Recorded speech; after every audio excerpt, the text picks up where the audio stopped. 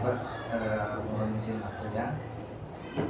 Di sini saya mau izin sedikit bertanya tentang peran santri menghadapi zaman digitalisasi.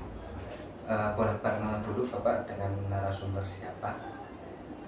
Saya Waryadi, Kepala Madrasah Aliyah Minatul Tolabah. Beliau Pak Muslihin, Kepala Madrasah Diniyah dan sekaligus Kepala pondok pesantren lah. Nah, Kepala pondok pesantren apa pengatur pondok pesantren begini. Begitu gimana. Ini menurut Bapak, apakah peran santri di zaman digitalisasi saat ini? Kalau menurut saya penting sebenarnya digitalisasi, tapi santri nggak perlu latah, persepsi yang berbeda. Nggak perlu latah bahwa seolah-olah digitalisasi itu menjadi penting segala-galanya. Karena saya takutnya ketika nanti santri sudah orientasinya full ke digitalisasi, kehilangan ruh santrinya. Karena apa? Karena sekarang itu justru jauh lebih penting santri pegang pulpen, ambil kertas untuk menulis dibandingkan hanya soal. Jadi boleh digitalisasi, tapi harus ngerti tempat konteksnya mana yang paling baik dan paling benar. Jadi peranannya penting, tapi nggak perlu latah harus apa-apa digital. Nanti lama-lama orang so nulis, iyalah Pak Mus. Monggo Pak Mus boleh tambahkan. Baik, terima kasih. Kalau menurut saya digitalisasi itu keniscayaan. Jadi perkembangan zaman, perkembangan teknologi yang tidak bisa kita halangi untuk saat ini digital itu keniscayaan. Artinya apa? Santri itu kan orang yang dididik dan menjadi orang yang terdidik. Kalau bisa menggunakan digital ini bisa menempatkan ya digital ini sebagai sarana atau fasilitas alat media, maka itu akan bermanfaat. Tapi kalau justru digital atau digitalisasi ini menjadi satu tujuan, biasanya dia akan tertipu, termakan oleh digital itu sendiri. Jadi maksud saya begini, digitalisasi bagi santri itu keniscayaan, karena ini perkembangan yang tidak mungkin bisa kita tolak lah ya. Lah bagaimana biar digital ini bisa menjadi bermanfaat? Kita tempatkan bahwa ini adalah sebuah sarana atau alat untuk mempercepat, sarana untuk mempercepat atau menambah informasi, sehingga yang semula mungkin mendapat informasi itu lama atau jauh, sekarang sudah dibantu oleh perkembangan digital. Mungkin itu ya. Jadi tetap intinya itu di bagaimana orangnya atau cara berpikirnya santri itu sendiri. Mungkin itu ya. Mengapa peran santri terhadap digitalisasi, apakah begitu penting bagi santri atau hanya sekadar pelengkap bagi seorang santri? Dan menurut saya justru jadi pelengkap, bukan menjadi sesuatu yang sangat. Jadi kalau misalnya makanan pokok ya menulis, ngaji, membaca, itu pokoknya. Digital itu hanya alat untuk media menuangkan ide, pemikiran yang jangan sampai ide dan pemikiran itu diisi oleh orang-orang yang tidak punya kompetensi di bidang keagamaan. Takutnya kan begitu. Tapi kalau santri, digitalisasi itu untuk ke sana. Jadi hanya pelengkap saja, bukan menjadi prioritas utama untuk menuju ke era yang seperti saat ini. Tetap aja originalitas pemikiran, originalitas hukum yang kita pelajari itu menjadi mutlak. Tidak bisa kemudian digantikan dengan digital itu menjadi sumber utama belajar misalnya. Nggak bisa, tapi justru jadi media untuk menuangkan pemikiran, menuangkan kreativitas, menuangkan karya, agar umat itu teredukasi yang benar. Iya. Menurut saya, jadi ya biar nyambung dengan yang sebelumnya tadi, baik itu digital maupun yang non digital, itu lagi-lagi bagaimana santrinya itu sendiri. Maksudnya apa? Apa bedanya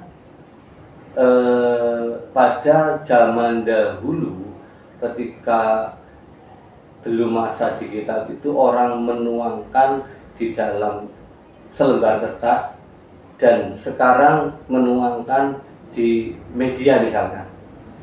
Yang membedakan kan begini, kalau zaman dahulu memang belum terfasilitasi oleh perkembangan zaman itu, jadi jangkauannya itu masih sangat terbatas.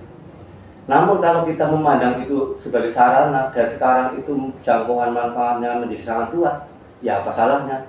Itu ya. Dan untuk berpikir seperti itu lagi-lagi bagaimana kemampuan pemikiran santri itu sendiri.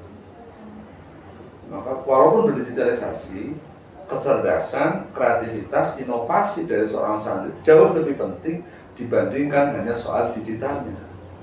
Jadi paham ya? Isi konten digital akan berkualitas kalau santri itu memiliki kompetensi, memiliki kemampuan, memiliki kreativitas, ya, sehingga ruhnya sebagai santri tidak hilang. Jangan sampai gara-gara digital justru ruhnya, akhlaknya, perilakunya santri habis. Gitu.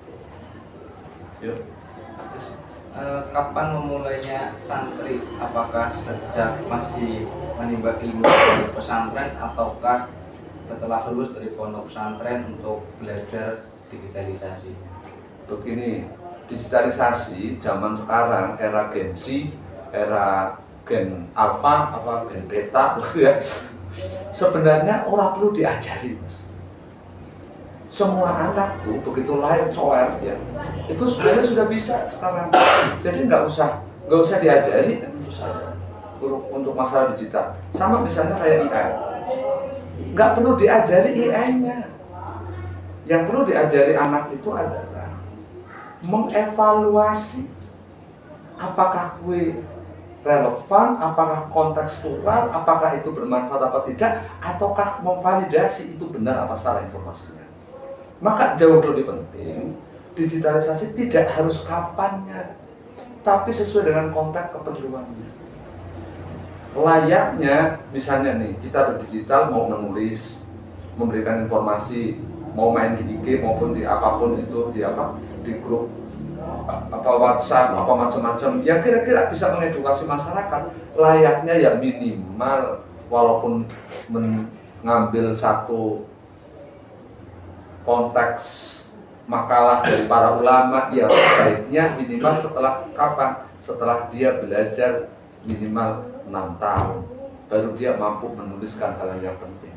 Jadi nggak bisa kemudian santri ujuk-ujuk lahir rangkaian langsung diajari, nggak perlu sebenarnya, iya nggak? Jadi nggak perlu tiba-tiba di sini langsung diajari digital, orang penting mau perlu diajari, bisa kok. Mana anak coba bayi bocah TK baru yang main game, ya, begitu maksudnya. Jadi sebenarnya nggak perlu diajari kapannya, tapi minimal mereka kalau mau adalah sudah matang. Minimal itu seharusnya ya lulusan aliyah, baru dia bisa Ya, baik. Gini, memang karakter digitalisasi ini kan memiliki ibaratnya kayak apa ya? Kayak dua mata pisau ya. Memang itu agak bisa bermanfaat, tapi tidak jarang itu sangat berbahaya.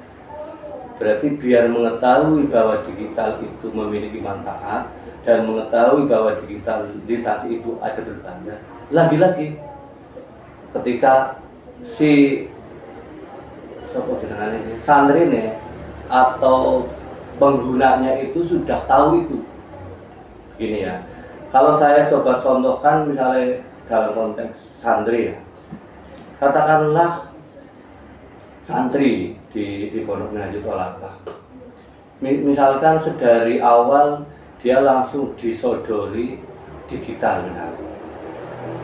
Kalau dia belum tahu manfaat dan madorotnya, maka dorongan madorot itu akan tumbuh terlebih dahulu dibanding manfaat. Itu fakta. Kenapa? Karena memang itu terdorong, ditambah, dipengaruhi oleh hawa nafsu. Gitu ya. Jadi menurut hemat saya, untuk pemanfaatan digitalisasi sebagai sarana loh ya, bukan sebagai tujuan, tentu setelah kita tahu, berarti si santri itu tahu kira-kira batasan antara dampak baik dan dampak buruknya, minimal sudah tahu itu. Lah untuk standar tahunya itu gimana?